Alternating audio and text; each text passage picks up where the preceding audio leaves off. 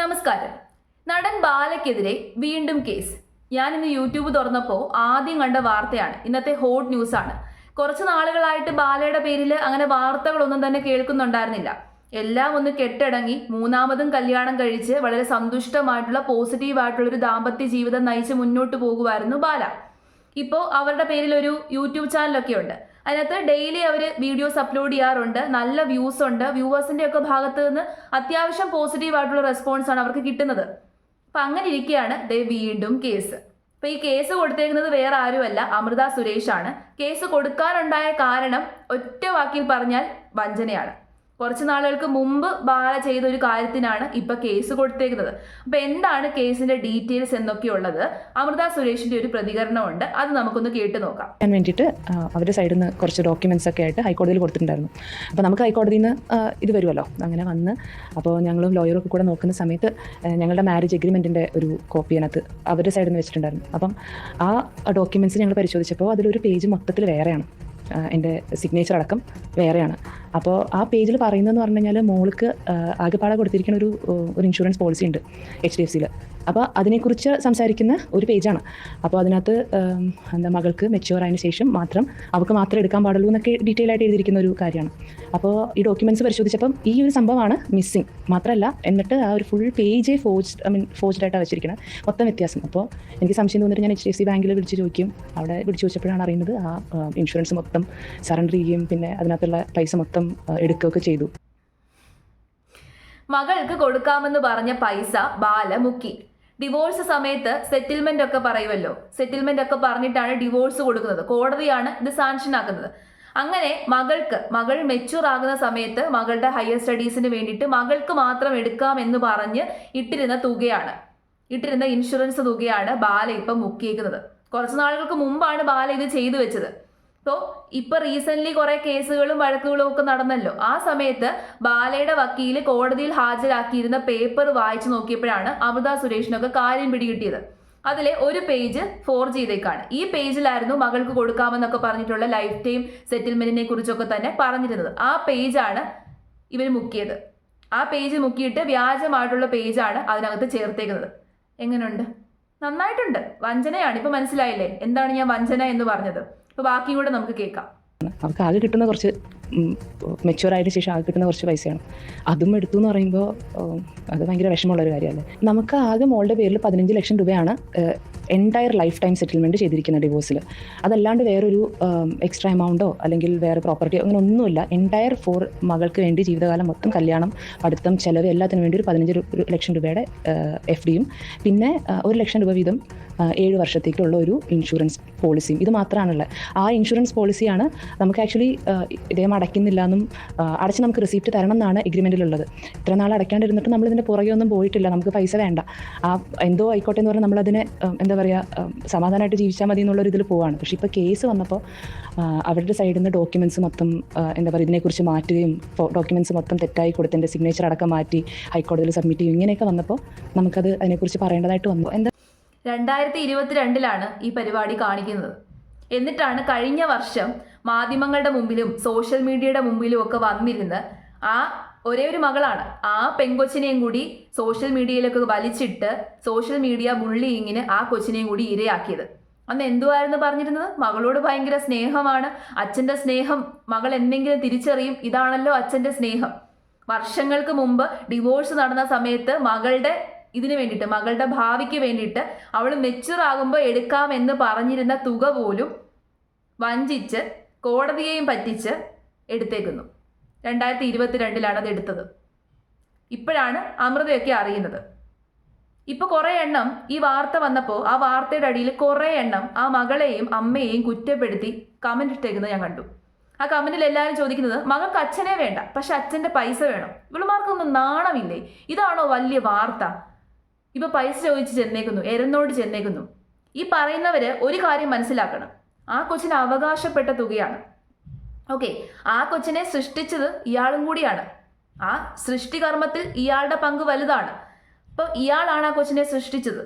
അപ്പോൾ ആ കൊച്ചിന് അവകാശപ്പെട്ടതാണ് അയാൾ കൊടുത്തത്, നക്കാപ്പിച്ചയാണ് കൊടുത്തത്.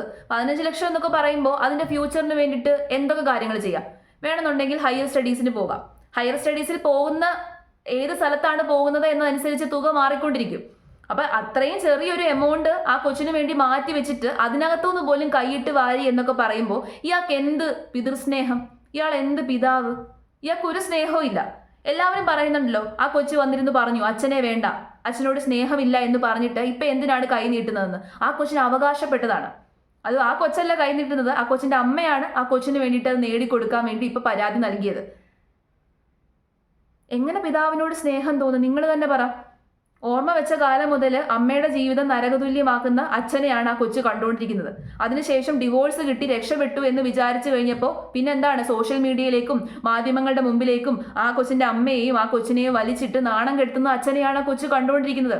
സ്കൂളിൽ ആ കൊച്ചു നാണം കെട്ടിട്ടുണ്ടായിരിക്കും, കൂട്ടുകാരുടെ മുമ്പിൽ ആ കൊച്ചു നാണം കെട്ടിട്ടുണ്ടായിരിക്കും.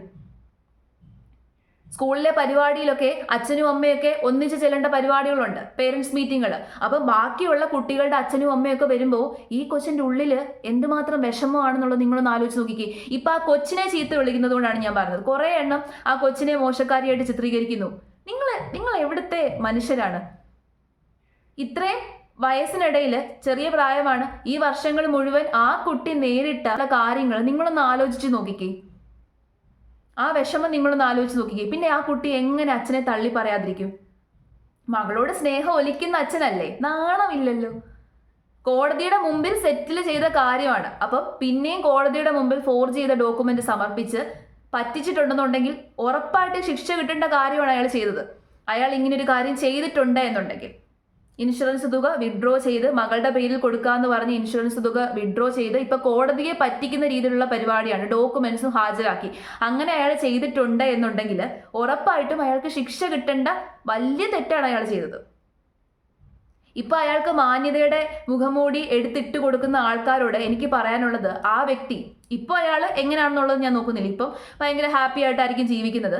കോകില എന്ന് പറയുന്ന ആ സ്ത്രീ വളരെ മനോഹരമായിട്ട് അയാളെ കൊണ്ട് നടക്കുന്നുണ്ട്, അയാൾക്ക് സ്നേഹം കൊടുക്കുന്നുണ്ട്. ഇപ്പോൾ വളരെ സ്നേഹത്തോടെ സന്തുഷ്ടമായിട്ടാണ് അയാൾ ജീവിക്കുന്നത്. എങ്കിലും പാസ്റ്റിൽ അയാൾ 2 സ്ത്രീകളുടെ ജീവിതമാണ് ഇല്ലാതാക്കിയത്. അമൃത സുരേഷിന്റെ കാര്യം നിങ്ങൾക്കറിയാം. അതിന് നടുക്കൊരു സ്ത്രീയുണ്ട്. ഈ 3 സ്ത്രീകൾ വന്നതിന്റെ നടുക്ക് എലിസബത്ത്, ആ സ്ത്രീയുടെ ലൈഫും ഇയാൾ ഇല്ലാതാക്കിയില്ലേ? അവരെയും കല്യാണം കഴിച്ച് ഒരു സുപ്രഭാതത്തിൽ അവരെ ഉപേക്ഷിച്ചു. അവരെ എന്തിനാണ് ഉപേക്ഷിച്ചത് എന്നുള്ളതിന്റെ കാരണം പോലും അയാൾക്ക് വ്യക്തമാക്കാനില്ല. അങ്ങനെ 2 സ്ത്രീകളുടെ ലൈഫും സ്പോയിൽ ചെയ്ത് ഒരു മകളുള്ളതിനെ സോഷ്യൽ മീഡിയയിലൊക്കെ വലിച്ചിഴച്ച് അതിനെ നാണം കെടുത്തി. ഇപ്പൊ അതിന്റെ പേരിൽ ഇട്ടിരുന്ന കുറച്ച് തുക അതും വിഡ്രോ ചെയ്തു. ഇയാൾ എന്ത് അച്ഛൻ, എന്ത് സ്നേഹം. നിങ്ങളൊക്കെ പറയുന്നുണ്ടല്ലോ, അമൃതയെ ഇപ്പൊ കുറ്റപ്പെടുത്തുന്നുണ്ടല്ലോ. എല്ലാവരും അമൃതയെ കുറ്റപ്പെടുത്തുന്നത് ഗോപി സുന്ദറിന്റെ പേര് വെച്ചിട്ടാണ്. അമൃത ബാലയുമായിട്ട് കല്യാണം കഴിച്ചിരുന്ന സമയത്ത്, അല്ലെങ്കിൽ അമൃതയുടെ ഭർത്താവ് ബാല ആയിരുന്ന സമയത്ത് അമൃത ഇങ്ങനത്തെ ചീറ്റിംഗ് ഒന്നും ചെയ്തിട്ടില്ലല്ലോ. ഇപ്പൊ എല്ലാം കഴിഞ്ഞ് അവളിപ്പോൾ സിംഗിൾ ആയിട്ടാണ് ജീവിക്കുന്നത്. ആ സമയത്ത് ആരുടെ കൂടെ ജീവിക്കണം, ആരെ സ്നേഹിക്കണം എന്നൊക്കെ ഉള്ളത് അവളുടെ മാത്രം തീരുമാനമാണ്. അതിന്റെ പേരിൽ അവളെ കുറ്റപ്പെടുത്താൻ ആർക്കാണ് അവകാശം? ഇതാണ് ഒരു അച്ഛൻ. വലിയ അച്ഛൻ സ്നേഹം പറഞ്ഞാൽ മാത്രം പോരാ. മകൾക്ക് അച്ഛനെ വേണ്ട, അച്ഛനോട് സ്നേഹമില്ല. സ്നേഹമില്ലാത്തതിന് മകൾക്ക് വ്യക്തമായ കാരണമുണ്ട്. ആ കുട്ടി ഈ ചെറിയ പ്രായത്തിൽ അനുഭവിച്ചിട്ടുള്ള കാര്യങ്ങൾ, നേരിട്ടിട്ടുള്ള കാര്യങ്ങളൊക്കെ കൊണ്ടാണ് അച്ഛനെ അവൾക്ക് വേണ്ടാത്തത്.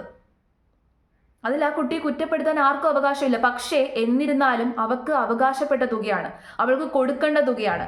ആ തുക പോലും കൊടുക്കുന്നില്ല, അതുപോലും കൈയിട്ട് വാരി എന്ന് പറയുമ്പോൾ ഇയാൾ മഹാവഞ്ചകനാണ്. അങ്ങനെ വേണം പറയാൻ. വഞ്ചനയാണ് കാണിച്ചത്. ഇനി ഇതിനെക്കുറിച്ച് ബാലയുടെ ഒരു പ്രതികരണമുണ്ട്. എന്തോ ചോദിച്ചു കഴിഞ്ഞാലും ബ്ലാബ്ലെ അടിക്കുവാണല്ലോ. ആ ബാലയുടെ പ്രതികരണം കൂടി ഞാൻ കേൾപ്പിച്ചു തരാം. ബാല മോളുടെ ഇൻഷുറൻസ് പ്രീമിയം അടച്ചത് വിഡ്രോ ചെയ്തു, ആ ഡോക്യുമെന്റ്സ് ഫോർജ് ചെയ്തു എന്നാണ് അമൃത പറയുന്നത്. ശരിയാണോ അത്? നിങ്ങൾ വിളിക്കുമ്പോഴാണ് ഞാൻ ഇതൊക്കെ കേൾക്കുന്നത്. എന്താണുള്ളത് ഞാൻ അന്വേഷിക്കുന്നത്. കുറേ കേസ് പിന്നെയും വന്നാണ് ഞാൻ അറിഞ്ഞത്. ഇപ്പൊ ഞാൻ ഒരു സ്വസ്ഥമായിട്ട് ഒരു മാരേജ് ലൈഫില് ഒരു പ്രശ്നമില്ലാണ്ട് സന്തോഷമായിട്ട് ജീവിക്കുന്നുണ്ട്. എന്തുകൊണ്ട് ഇങ്ങനെ പരാതികൾ പിന്നെയും വരുന്ന എനിക്ക് അറിയില്ല. ഇപ്പൊ സന്തോഷമായിട്ടാണ് ജീവിക്കുന്നത് പോലും. ഇപ്പോഴത്തെ കുടുംബജീവിതത്തിന്റെ കാര്യമോ ദാമ്പത്യ ജീവിതത്തിന്റെ കാര്യമോ ഒന്നും അല്ലല്ലോ മാധ്യമപ്രവർത്തകൻ ചോദിച്ചത്. ഒന്നും അറിയത്തില്ല, എല്ലാം ഇനി പഠിച്ചാലേ പറ്റത്തുള്ളൂ. ബ്ലാബ്ല അടിക്കാൻ നല്ലതാ. എല്ലാം അവസാനിച്ചു എന്ന് പറഞ്ഞുകൊണ്ട് ഒതുങ്ങി ജീവിച്ചിട്ടൊന്നും കാര്യമില്ല. ഇതിന് മുമ്പ് ചെയ്ത കാര്യങ്ങൾ, തെറ്റുകളൊക്കെ തന്നെ നമ്മളെ വേട്ടയാടിക്കൊണ്ടേയിരിക്കും.